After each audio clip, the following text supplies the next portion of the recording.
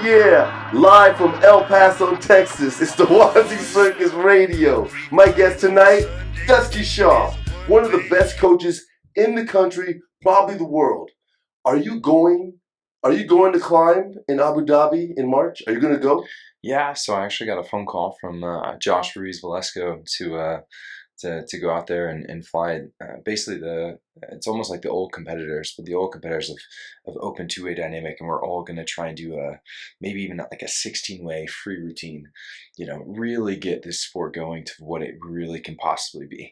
Because all these competitions are 2- and 4-way dynamic, but when you put a 32-foot wind tunnel with insanely skilled flyers all together in one room and really organize something and put that all together and make a sick edit out of it, it's going to take, the whole sport's going to take a turnaround. Put the mic more in your face, man. Okay. Well, like, aim it down. Aim it towards you. Dude, so what we're talking about is climb in Abu Dhabi. It's a 32-foot wind tunnel. Right now we're sitting next to a 14.5, 15-foot wind tunnel in El Paso. They can fit 4 of us in the climb. You guys can check out videos. Dude, we were watching videos of instructors today taking first timers. It's huge. When you give a high fly 5 for the high flyer instructor and like the new instructor leaves, they've got to like walk across the building to get to the door. Yeah. It's the biggest thing on earth, man. It's so crazy. Yeah, there's something about it. And how many flyers?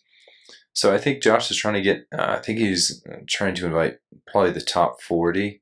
Top 40. And two-way dynamic badasses. Probably something along that. I mean, So he's messaging all the skilled flyers out there. Skilled flyers. That's a nice way. I was told only the best in the world are going to show up for this thing in Abu Dhabi. I hope so. But that's what it is. The best and the best flyers in the world. All the heroes. Yeah. That's who he's inviting. He knows it. Josh, shout out to Josh Ruiz Velasco, cutting edge of the sport. Shout out to Tacho. Yeah. Isn't Tacho running it? No, Josh is going to kind of take the lead on this one. Oh, Josh is taking the lead on it. Well, I think he's the one that's going to be organizing the whole thing. But hopefully, I think he's going to invite 30 to 40, but maybe only 15 to 20 can come. Right. Because it's expensive. It is, and if that happens, then we can do a 20-way, like creative designed free routine of partners going at it. It's going to be the hottest thing anybody's ever seen. 16-way shuffler. I mean, no one's ever heard of something like that, and to really put that into a 16-way shuffler. Yeah, and to shuffle between people in that 32-foot wind tunnel. First of all, I think the dangers are a lot higher, but the skill level's higher too, so there's a lot more involved. But I think if that can happen, and there is going to be a video of it, I think it'll take the sport even farther. Even further. Yeah. So, Joey Baker was on the show with SDC Matrix. You guys probably have seen it by now, right? Or it's out by now. And he was saying they just did a Freeflyer. Gosh, did he say 40-way, 25-way, 30-way, something big, right? Mm-hmm. I don't remember. But he said it felt like being in a regular ass tunnel because you're just against the glass trying to hold your spot. Because there's so many people. Yeah.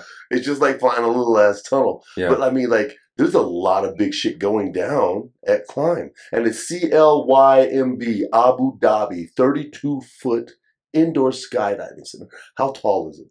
I think it's a little over 150 feet, so something along those lines.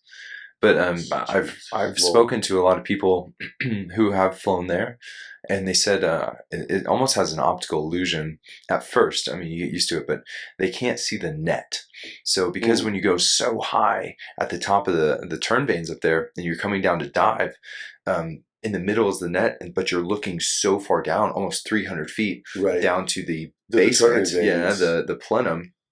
It's kind of almost foggy to see the net. So there's a couple flyers who have spanked the net a couple times, but you get used to it, obviously. But the depth perception is going to be different.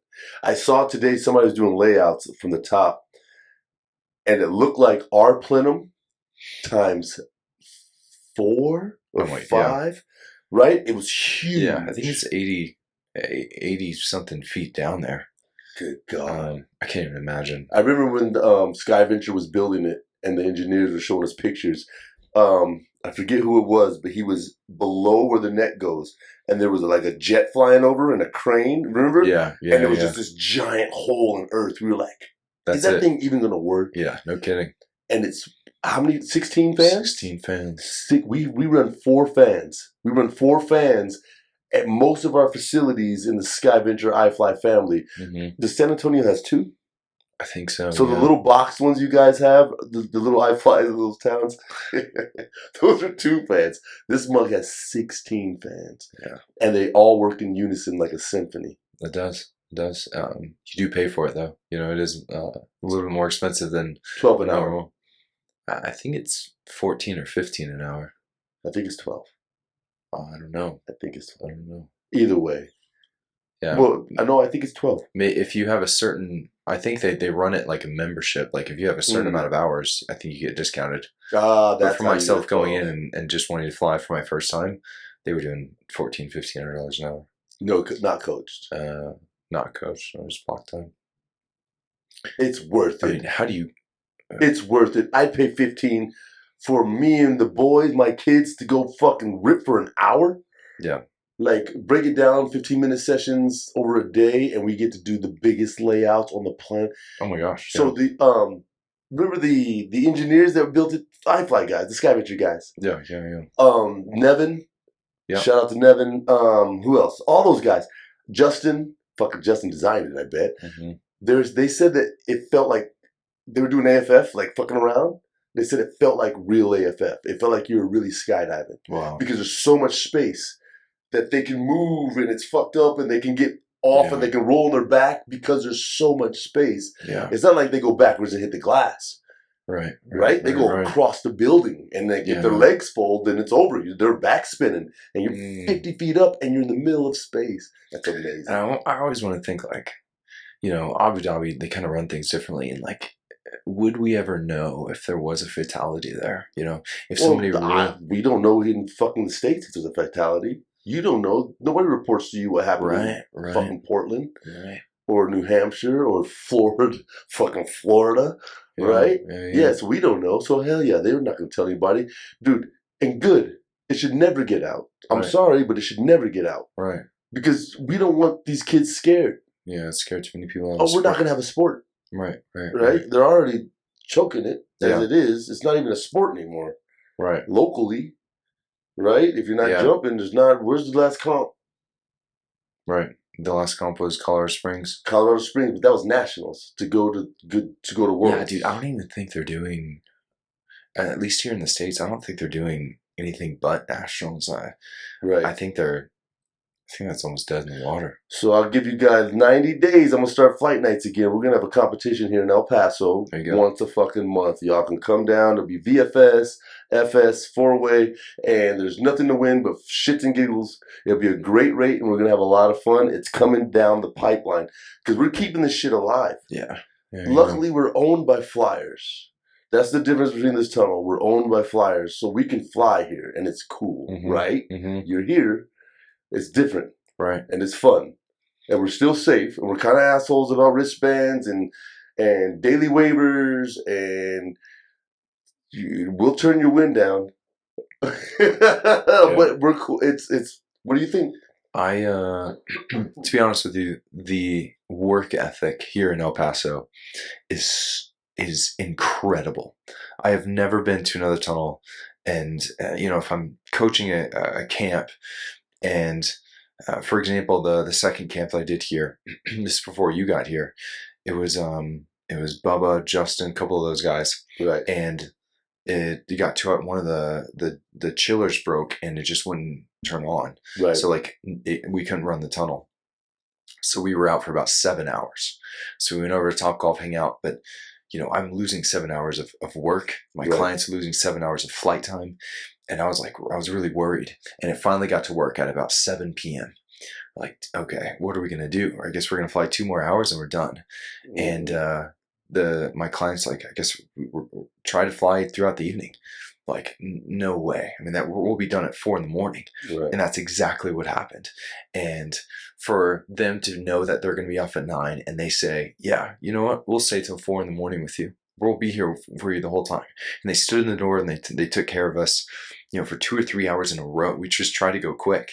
For them to just be there for 4 hours straight, and then have a little break, and then order some pizza, and then just go right back in the tunnel until 4 o'clock in the morning. You get home at 5 a.m. and then you're back. I was back at 9 a.m. the next day. And for that type of work ethic is just, I have so much more respect towards El Paso.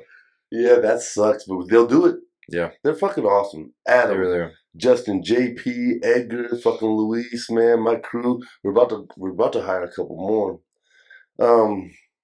Man.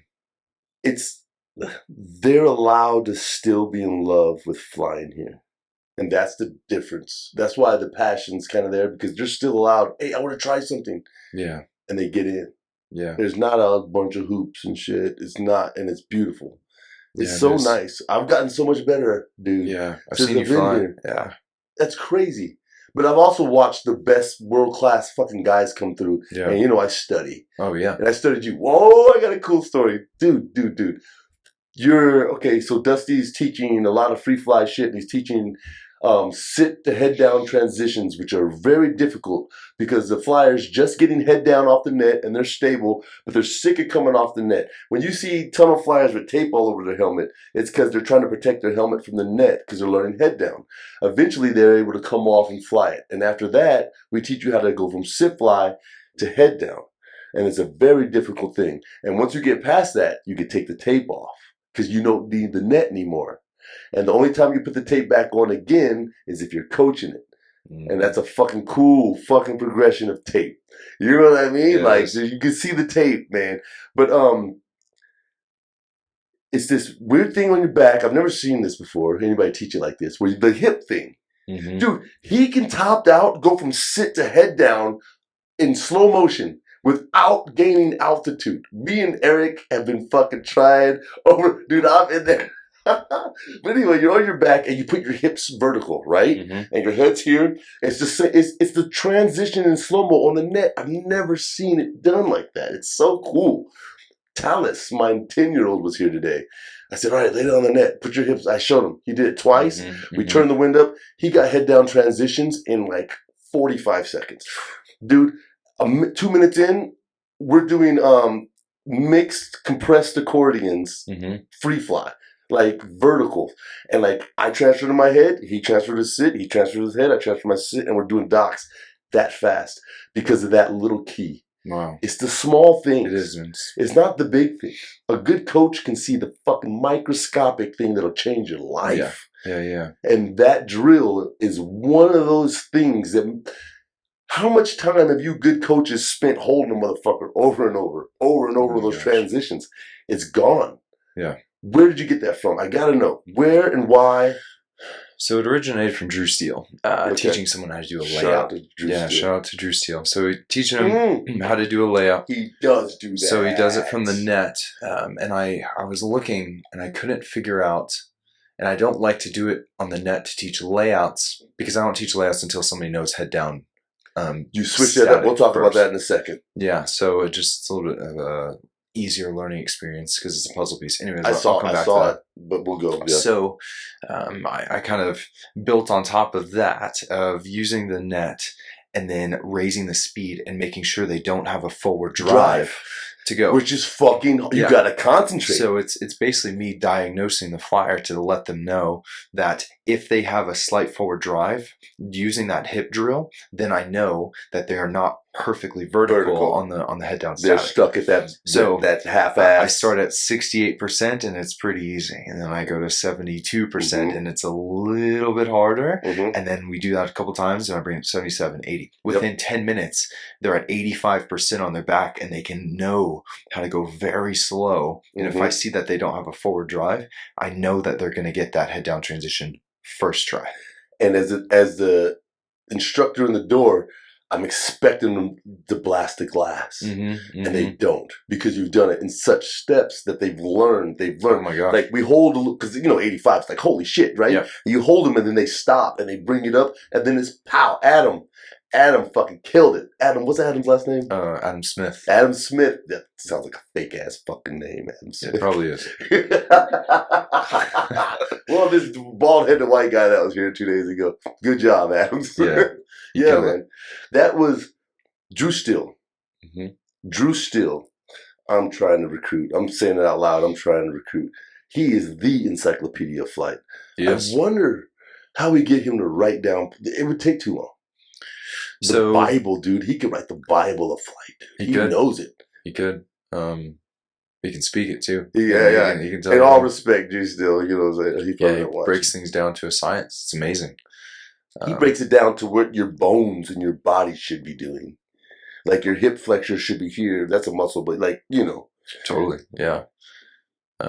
If you get Drew out here, he's going to be an amazing, amazing instructor for here in El Paso. Jesus. Yeah, really, really good. But I've seen that drill for the layouts. And let's talk about that. Yeah, I too didn't like that. So layouts is originally a low speed move. Mm-hmm. I think that the Americans adapted from the Europeans, and they really like it. I have come to realize it takes hours and hours for someone who's afraid.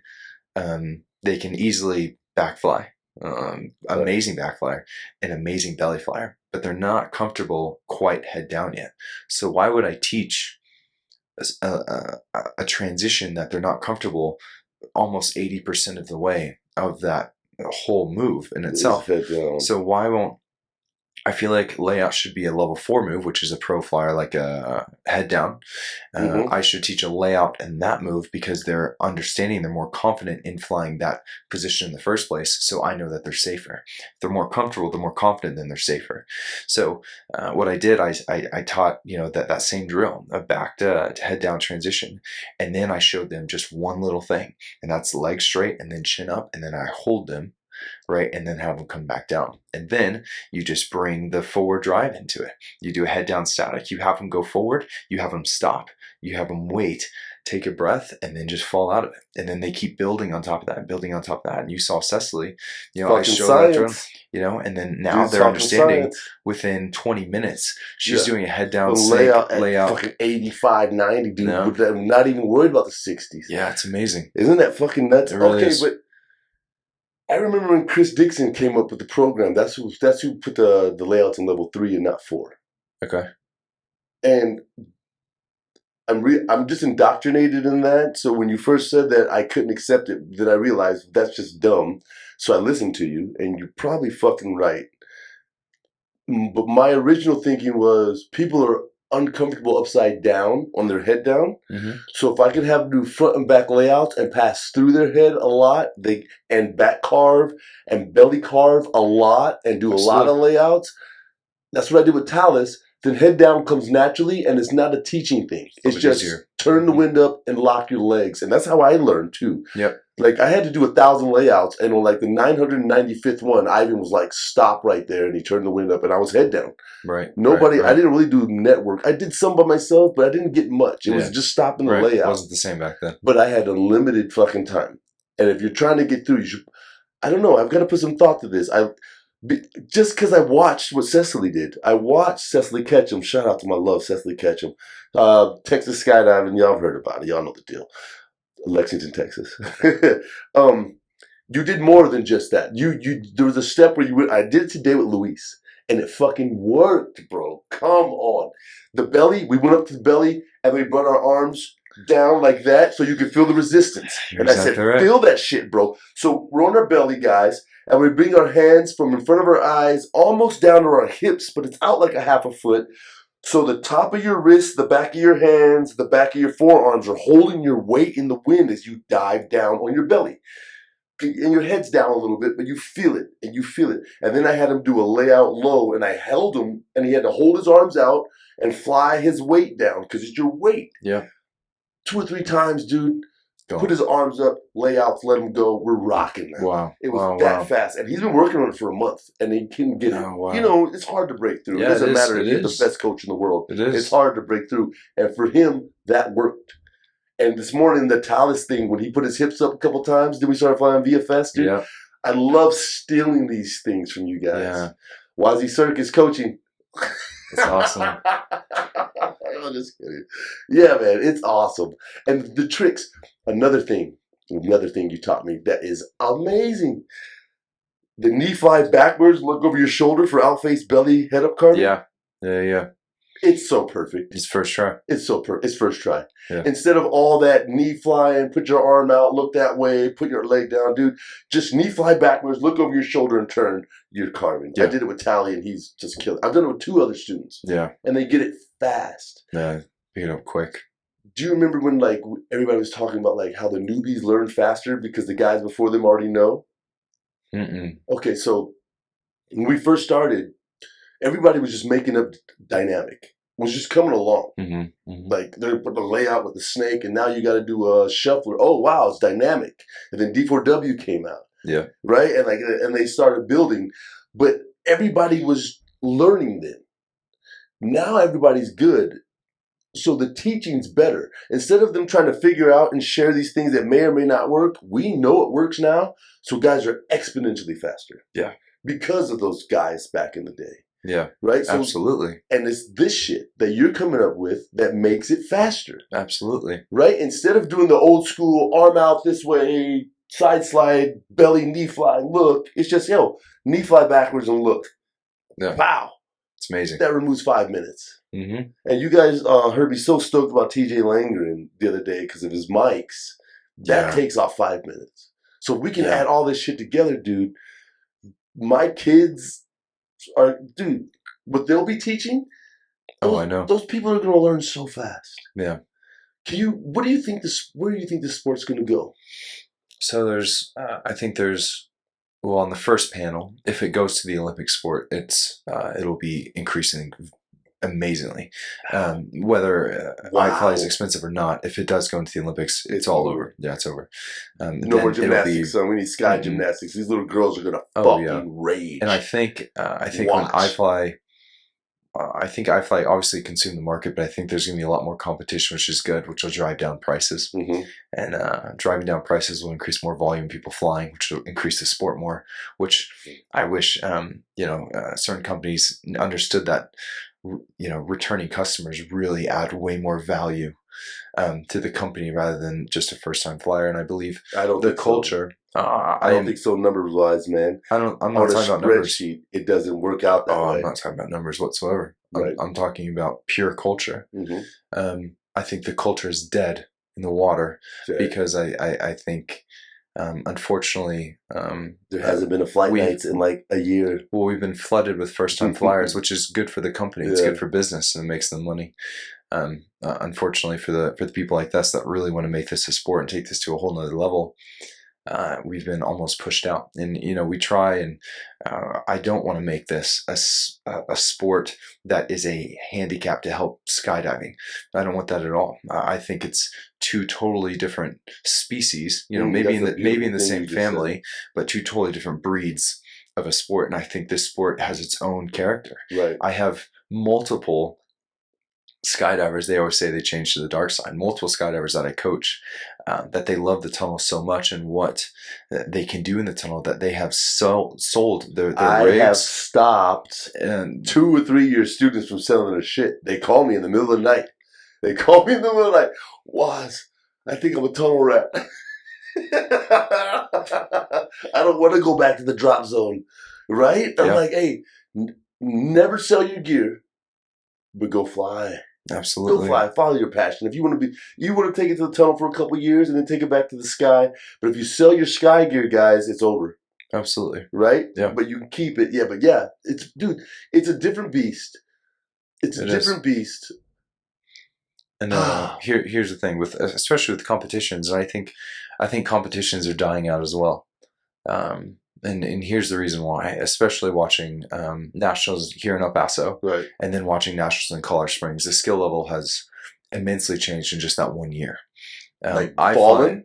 No, skyrocketed the skill level. The skill level. Okay. Here's the thing: it's like the same 12 people competing. Right. Most of them are 16 and younger. Right. Amazing flyers. I love all those kids. Incredible. But I think they have trained so much that we are eons before them. For me, I fly as a fun flyer, as not coaching, but to me to really work on my stuff, maybe an hour a month now, maybe 2 hours a month. And my passions have changed, first of all, to coaching. I love coaching more than anything, more than my own flight skills. But if I want to get into competing, some of these guys are flying, 200-300 hours a year. Right. And that's unbelievable. And what I think is that they're here. The competition has just long gone. And I think they're in their own entity. Yeah. And I think what's going to happen is going to evolve into people like myself, who's a relatively good flyer, and what we want to do, we want to increase the sport. I don't want to be the best in the world. I want to get this sport out there, and I want to fly with people who are in that same vibe. Josh Valesco, he's a competitor, one of the fastest people I've ever seen in my life. What up, Josh Valesco, baby? Yeah, he's here. Love Josh. One of the best flyers I've ever seen. An incredible flyer, and for him to call me, and it's just an incredible opportunity to be a part of that. And I'd love to go to climb, and I can't wait. Where's my invite, Josh? Dog. Fucked up, son.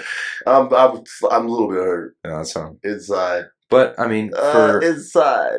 He has a good vision, and I think I'm hopefully on the same kind of page as him, and just getting the sport out there to really create culture more than who's better than who. Right. And it gets to the point. Flight culture. Absolutely. And you see these people that like, oh, you don't fly like European, and oh, you fly American. At the end of the day, I got to the point of being so burnt out that I just kind of gave up on trying to fly like a European or I'm too American. It got to the point of like, you know what? I'm going to fly like me because I love who I fly. I love me and flying this trick style that I find, and I make up cool tricks on every demo that I do. Right. I watch it. And it makes sense to me, and some people just like, it's okay. And for Josh to get this to all organize it, climb, and put 30 people inside this tunnel and put a video to it, and if it goes viral, if that goes viral, I mean, I seriously think it'll have the same ripple effect to the Olympics. And if we have the Olympics, if they do Olympics there, but they can do the tunnel in Abu Dhabi, it's over. I mean, they could use that as a platform. It's going to change the world. So, do you know who Philippe is? Yeah. Okay. They have this fucking vision, dude. Okay, before I get into that, shout out to Philippe, shout out to Josh, man. Love you, bro. You get it out there. Where is the passion? So if it's, because I don't think it's a competition. I think it's in just fun flying, and competition's a part of it. Like, but what do you push? Do you push people training lines, or you just tell them you teach them joy, and then they take it from there? Like, where's the sport going? Is it VFS? Is it dynamic? Is it belly? Where is it going to be? You expose it to the world, but what you guys are going to expose is the most high level shit anybody's ever seen ever. If you guys pull this off, no one's ever done anything like this before. It's like SpaceX, dude. You know what I mean? Landing that shit vertically. Mm-hmm. That's what you guys are going to do.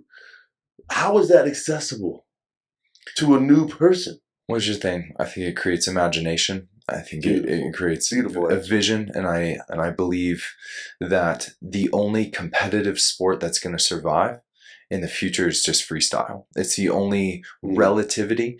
I'm competing in Bahrain in 2018. And, my mom's watching live. It's like 4 a.m. She's watching me, Look, that's them boys right there. And, so that's Bahrain right there. Oh, no, it's Virginia Beach. Oh, well, I'm sorry. That's not Bahrain. Same thing, though. But, same thing.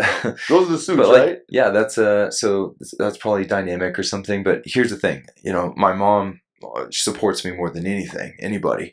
But she watches, the two-way dynamic, the four-way dynamic. The only people who really understand two-way and four dynamic are the competitors and the competitors' parents. That is the judges, and that's it. And that's it. So here's the thing. That's what I think that it's too much. There's too much going on. But if you create relativity, a kid loves football because he watches the Super Bowl and he's like, whoa, and he sees this crazy. And he has a $20 football from Walmart that he has, and he goes out and he has this thing called imagination. And he uses imagination and he loves it. And that's what builds that culture around football. basketball because people love it because they find relativity to it. That's why I think in competition, the only thing that's going to survive is relativity. Figure skating, speed skating makes sense because you can go fast on skates. It's there. It's relativity. Figure skating with a dancing couple, you can dance. It's relativity. Mm-hmm. That's why those sports are still there. Two-way dynamic, four dynamic, it looks cool. It's not necessarily relative because no one knows what upside down, and it's just it's too much. It's way too much. And forward dynamic looks amazing, but it's incredible. If you go even to the nationals, you see the first team and everyone's like, whoa, and then you see the second team go and they're like, whoa, and then you see the third team, people are texting on their phone again. So they don't really understand. But I think freestyle is the only thing that truly is going to survive, I think, in the next 10 years. Now, looking back on how the business is going to operate, the reason why belly teams are still a thing, and there's a huge belly formation skydiving, is because it's easier, because you can reach it. Right. You can reach it more. It's right there. Josh has probably 3 times more flying than I do, and I have a lot of flight time. So for someone to really go out of their way and fly, even like Josh or these other amazing competitors, I personally, right now, I believe it's unreachable for the average human being. Right. All of my clients, you have to make easy 6 figures for you just to fly 15 minutes a week. Right. It's a lot going on. So it takes wealth to be good at totally. This. So this main thing, especially with the climb in Abu Dhabi, I think it needs to go viral, and it needs to go to just let people know what you can do in the sport. And I think what you can do, people, they might not get it, but at least they're going to reach it. The whole reason why I got in the sport, I watched Espen Fatness jump off a cliff in Switzerland in Yoki Summer, wingsuit base jumping. When I was in English class, I was on Vimeo, I was just like bored, and I just saw this wingsuit base jumper just go through this waterfall in Switzerland. I was like, that's me. That's me. That's the whole reason why I got in the sport. That's why I got in skydiving. And then I did an hour in the tunnel, and then I got the job at iFLY, and then I loved flying in the tunnel more than anything. And then I became a competitor, and that's kind of where it became. But I probably won't reach wingsuit base jumping through a waterfall right now, but at least I reached, and having this video being viral with 16 people or 30 people inside of a 32-foot wind tunnel, that's going to create reach, and that's going to make this sport more, and hopefully it's going to get more money, even more first timers. I don't care, because they're supplying the tunnel demand, and hopefully we get more flight time, but we just want to bring more people into the sport, or it is going to die. Josh, that's what you're doing, Josh. That's what you're doing, Josh. All right, so Philippe has come up with this thing. I don't know if it was your idea, Philippe, but you introduced me to it. It's fucking NASCAR. It's dope. I can see sponsored suits with like a fucking Chevy suit with like your Audi and whatever on the side and Amazon or whatever. It's races in the Abu Dhabi tunnel. Those pylons. Have you seen it? Yes, I have. Philippe, dude, he's got me. Dude, we're in here screaming, watching him. Like, they're passing. He's passing. He's on the inside. Dude, it's fucking intense. Because you can see, and once the guys get the color-coded suits for teams, and you can see blues passing red and greens passing yellow and yellows coming up to them, dude, it's over. And they fucking... in-face card, out-face card, they get in, they get around, and it's fucking mayhem, bro. There's crashes and wrecks. That's the future. I think it's the races. It'll be a head up and head down. It'll be sponsored teams. Yep. It's like a lap, and then you snake through, lap, snake through, lap, and that's when they pass. Yeah. And it's fucking ruthless. Amazing to watch. It's ruthless. Like, you can see a guy throw an elbow to get across, like, and push and fuck. Dude, it is roller derby, jumping out of your seat fun, and you can gamble on it. And that's what I think we're lacking. Even in skydiving, you can gamble on a 4-way team. That's probably happening a lot. Right. But not, this you can gamble on. You could be like, red team's going to fucking take it. Yeah. You know what I mean? $100, $50, $1,000, right? Yeah. And Abu Dhabi is going to go live. Dude, DraftKings is going to pick this shit up one day. And then it's global, and it's over. Yeah, it is. Can you imagine a flying society? We're going to be old when it happens, but like everybody flies. Oh, yeah. It's coming. That was Metney's vision, man. A Nike commercial. That's just people flying. No. Wait till the Nike sponsored flyers come out for the tunnel. Oh, yeah. So what do they have? SB dunks? Tunnel dunks? Yeah. Yeah, man. So, the helmet. I have to ask. Everybody wants to know that's ever seen the first show. Yeah, so I've seen the prototype. I've physically seen the prototype. yeah, prototypes in. Think about the helmet. Give some backstory on the helmet. Give us some backstory. You're competing from the beginning. Yeah, you're competing. You're competing back. You're about to go to Bahrain. Is that when it happened? Or was it after? It You was were a little bit after. skydiving. A little bit after. You competed and you came back. You're like, I need a helmet that has everything. I remember you talking about it. Yeah. You're like, I'm gonna fucking design it. Yeah. So I created this helmet back in 2019. The design kind of looks like a Star Trek, super cyberpunky helmet. But what it does, it's mainly to have Bluetooth communication with a heads-up display for skydiving, altimeter, the whole 9 yards. You can see the number on the corner of your helmet. You can see the glide slope ratio on a wingsuit base jump, on proximity fly, or just a normal glide slope, just wingsuit skydiving. And especially the helmet communication inside the wind tunnel when I'm coaching. That's the big one. It is not safety rated. It's kind of like a Cookie G3 and G35, something along those lines. But in 2025, they're going to make. They've already done it in I think most of the European tunnels. They have to make a safety rated helmet to be able to go into the tunnel. It cost me about $20,000 to get that helmet started, that prototype. Mm-hmm. But to get a true safety rated helmet is hundreds of thousands of dollars. Mm. So that's where you ended up. That's where I'm ended up. Yeah, I could. I think I could have a prototype big enough to bring on investors to really kind of get that started. I'm kind of holding back, just kind of see how the whole economy goes. But the helmet is still in the works. The prototype stares at me every time I go to sleep at night, and that's it was like $20,000 to get that done. You guys, Yep. He did it. He saved up. He fucking focused. He designed. You went through the machining, and the helmet's dope. Helmet's dope. Yeah, it's a one click with one helmet, modular. It's a modular. I don't know what that's called, like a modular type helmet, which is one click on the back, easy for first timers to open up. If a company wants to, not have their own helmets, they can purchase a more easier, user friendly, very relatively easy helmet. Yeah. Still. Yeah, so hopefully that kind of comes along. I'm kind of in another passion. I love motorcycles and all that stuff right now, and I have another job for filmmaking. But my primary joy is coaching in the tunnel and flying with my friends. Once a month, I actually get together with Chris Dixon, Danny Cordito, and Colin Rock. We get together once a month and we just put on just a fun little free routine and just goof, and we just create a free routine. Not because we're competing, not because we're trying to go against each other. You guys all fly together? That once a month. And no way. Chris is flying? Shout out Chris Dixon. We're not doing anything. It's just, it's to the point of, you go for a ride on your motorcycle with your best friends once a month, It's like reading club. How's Colin doing? He's good, man. He's about to move to... He's going to Britain. Yeah. He's racing cars. He's killing it, man. He's killing it. He's on that Formula One team. I forgot what the American's name is, but he's killing it. Danny's killing the real estate. Yeah, Danny's been killing it. Love Danny Cordito. Yeah, Chris is he's with I think he's with Keller Williams. He's doing really, really well, and I'm standing in the door at the tunnel. Right. But I love coaching, and it's definitely always going to be a part of my life, whether I'm getting coached or I'm coaching, or I just come in once a week and fly with my friends, and then we go grab a beer. There's no competition.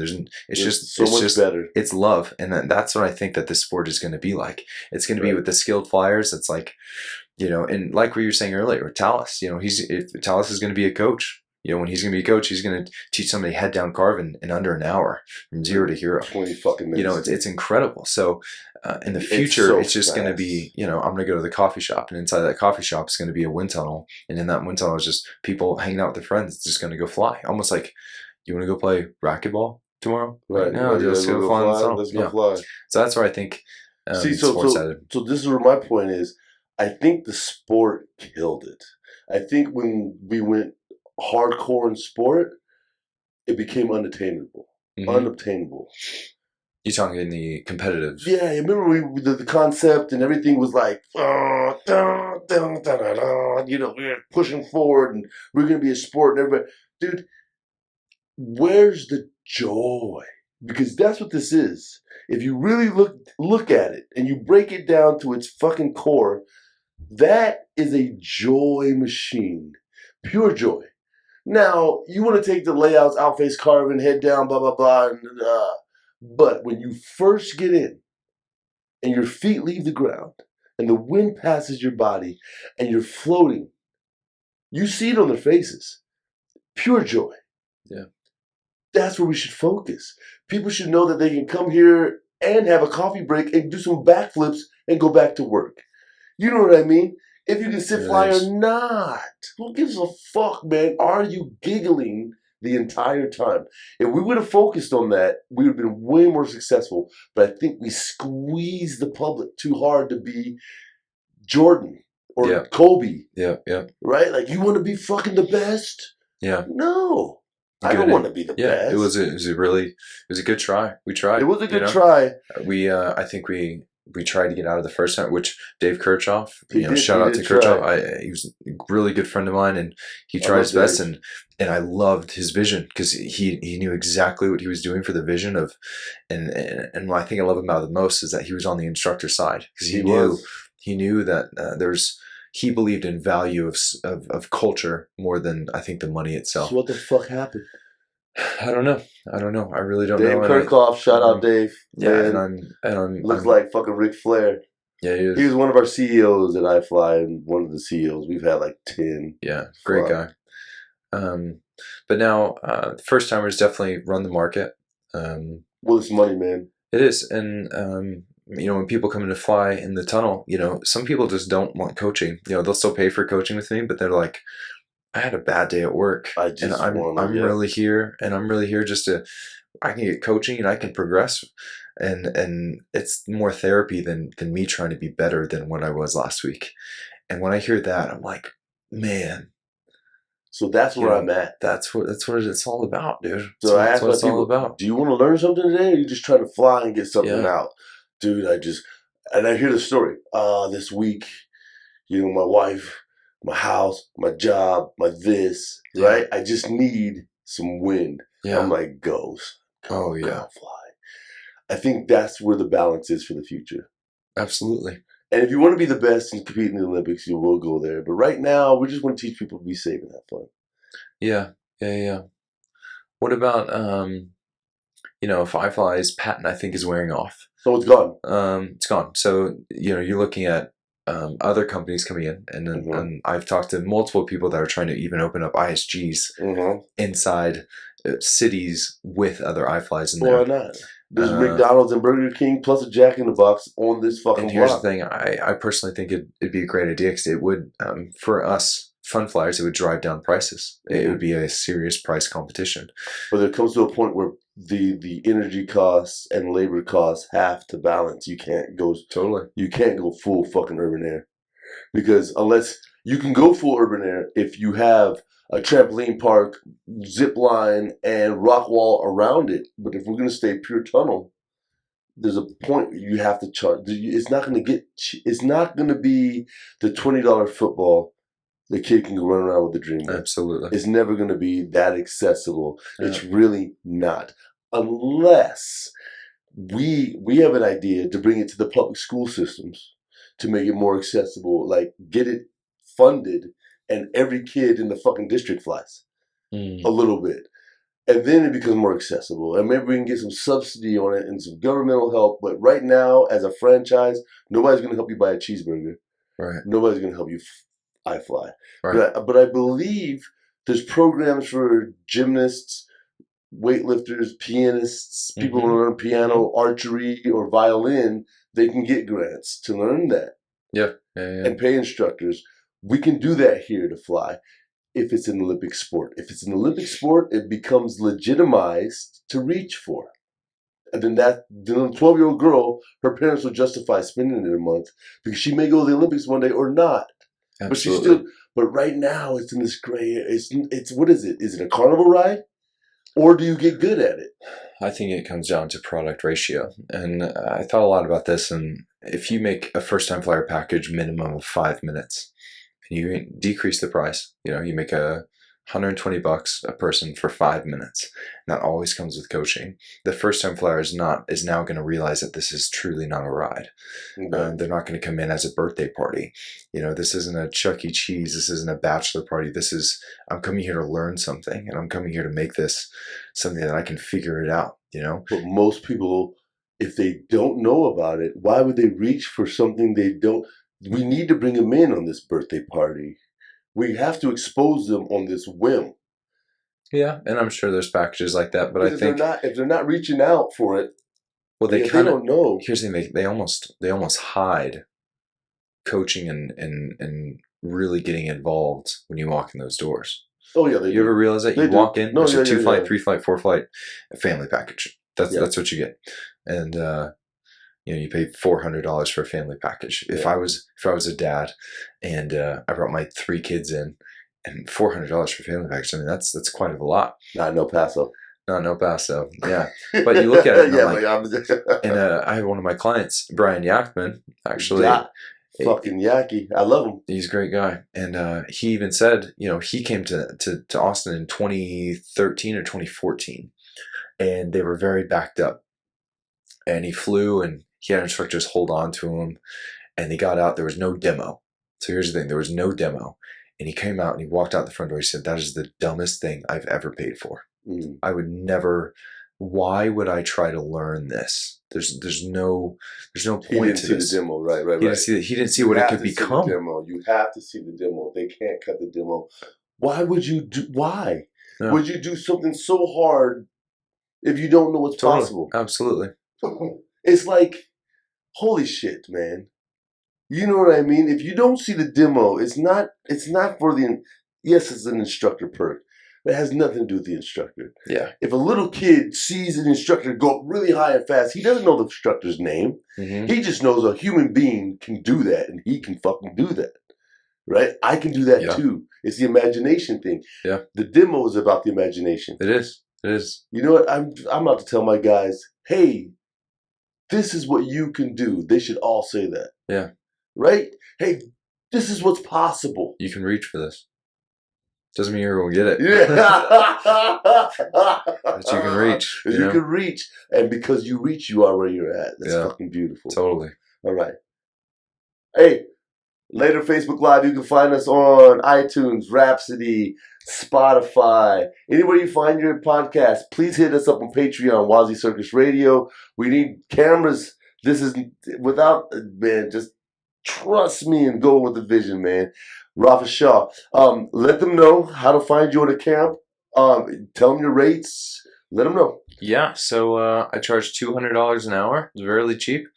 I charge $5. Just kidding. But yeah, you can just find me on Facebook or Instagram. I am Dusty Lane on Instagram, and I'd love to coach you. And it's amazing that 2 of these people I've actually never met next week. Just found them on a referral. So wait, he's in the middle of a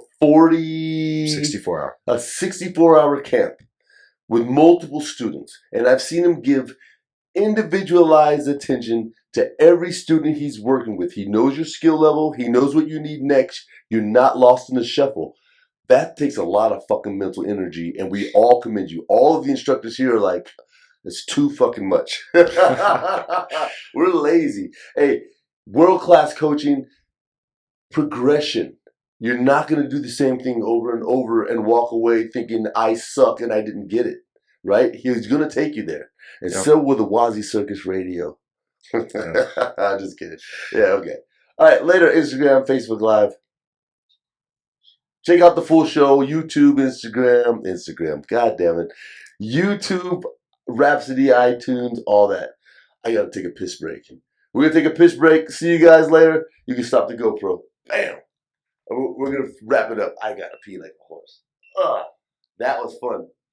How's the audio on the live? Did anybody complain? Good. Who all watched it? Does it say who all watched it?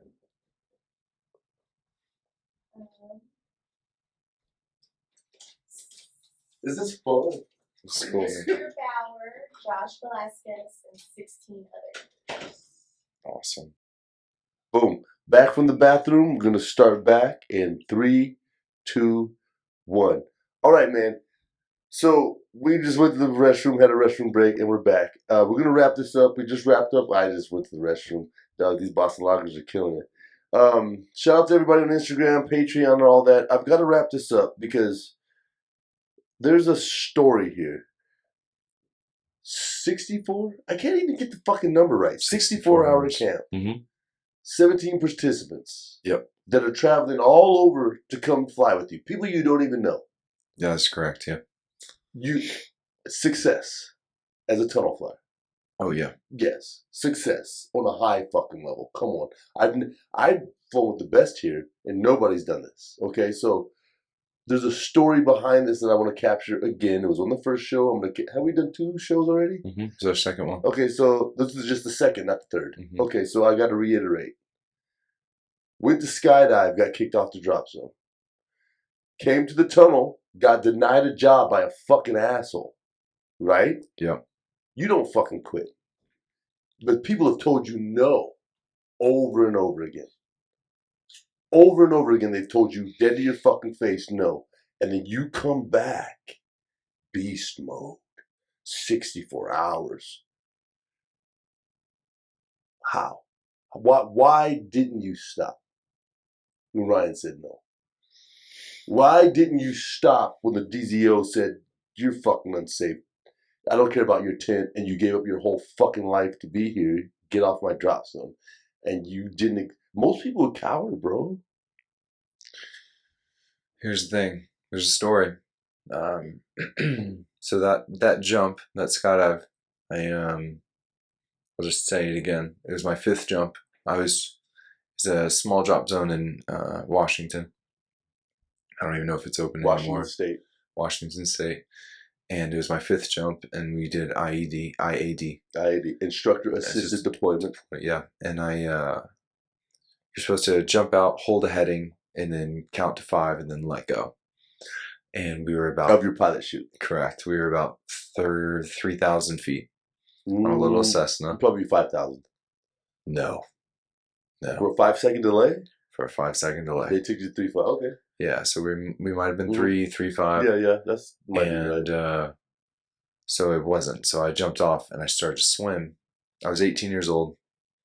I sold everything I had. I moved from Colorado Springs to Spokane, Washington to get this skydiving license. It was my life. It's the only thing I had. I had like $50 to my name. I bought a tent and some ramen with it. And so I jumped off, and instead of pulling at 5 seconds, I pulled a little over 12 seconds. I'm surprised my AAD didn't fire, for one. Because at 3.5, you took 10 seconds. You're at 2.5. AAD would have fired at 2.2. Yeah, so I pulled, and it was a crazy snivel. Anyways, I was probably 200 or 300 feet off the ground. I mean, it was like so close. And oh, you were lower than 2.2. You took more than 10 seconds. Oh my gosh, I didn't even have time to really flare. I mean, there was so much going on, and I landed somewhere. And, the owner of the drop zone, he grabbed me and he took me back, and he's like, "You should have died. You should have died, and I don't want you on this drop zone, because if I find out that an 18-year-old kid moved from Colorado to my drop zone and killed himself, I'd have to shut this whole place down. You should have died today." And he said, "You're not jumping here ever again." And for me to feel that pressure of, giving my entire life to this thing, just no matter what it is, in anybody's situation, to give my entire life to this, man, I've never been so crushed, really. And I have to, because I gave up. I did. Yeah. I gave up. Sacrifice. Well, dude, it's a big. Here's the thing. Go all in, bro. Here's the thing. I did give up, and I called my mom and I said, "Mom, I didn't tell her the true, Right. I mean, I told her the story, but I was like, I didn't tell her that I was about to die, I was like, Mom, I messed up, and I can't really come back here. And my godfather, Jimmy, who took care of me since my dad died when I was a kid, and he drove out from Spokane out to Ritzville, and we went out behind this RV, and I was crying. I was bawling my eyes out. I was like, I don't know what to do, Jimmy. I don't know what to do. I all of this is, I can't do anything. I have nothing, and I'm just gonna go back to Colorado. I'm gonna wait tables. He's like, no, you're not. No, you're not. And I was so angry, and I was so sad. And he came up to me, and he said, just hit me. He said, hit me. And I was like, what? And he just punches me right in the chest. And I just had this, I was crushed. Right. And then this anger I just went all out, and just him and I just got into a full fist fight behind this RV. Mm. And I don't want to say like who I was. Is the GoPro done? Okay. I want to say like kind of became who I was, but like to have that feeling of pain Drive. and that drive, just getting running into a wall. Anyways, like I was still angry, but that just helped me a lot to realize like I was just so angry with everybody, everyone, every single person that worked at that drop zone. I was just angry, and I couldn't hold it in. I had to take it out. And letting it out on Jimmy changed it. Totally. And Jamie went back. He talked to the owner of the drop zone. He said, I understand. Thankfully, I had 2 other instructors. Amazing. His name was Cash. One of them, his name was Cash. The other name was Roger Stack. And I'll never forget those 2. And they somehow convinced Rex for me to jump one more time. Hmm. And we went up to the plane, did the same jump. It took me about 2 weeks of them asking me, like, do you want to do this? Do you want to do this? And I kept saying, they stayed on you. Yeah. And you were done. Yeah. I mean, I cowered. I was. And, I was like, okay, let's do it. And it was a perfect day outside. We got up to the plane, and I was terrified. I was scared. I didn't have the walkie-talkie straps, and it was just me, and got on my Dolphin 220, whatever it was, and my little jumpsuit, my little Pro-Tech open face helmet, and went up there, and 3,000 feet, and Loyal, the pilot, yells door, and when he said door, I just cowered it. I said, I'm not doing it. No, I'm not doing it. And they opened the door, and I looked, and I just grabbed my mouth. I said, I'm not doing it. And Rogers grabs both my legs. And puts you out. Puts me out. One step. And he said, you're not landing on this airplane. And he looked me in the eye with anger.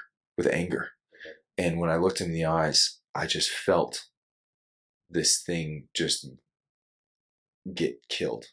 And I told myself in my head, I said, my mom knows I love her, And I said, I'm going to die today, and it's going to be okay. And I told that. I said, it's okay. It's okay. And I'm not going to die a coward. And it's funny. It's just a little skydive, And to a skydiver, it's like, dude, whatever. But to a normal person, I mean, for me to be in this situation and almost die and be told no, there was already so much mental things going on. And I climbed out of the plane. I climbed over and I just smiled at God, like, I'll see you here in a little bit. And I just let go. I just gave up. This is just true. I just gave up. Let go. 2, this is the 3, truth. 4, 5. Perfect opening, perfect heading. I've never screamed in joy. I've never screamed crying. I've never done anything.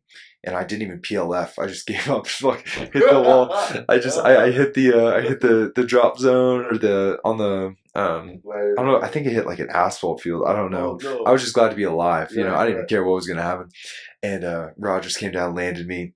He just rips off his gear and runs and just tackles me. And he's crying in joy, and I'm crying.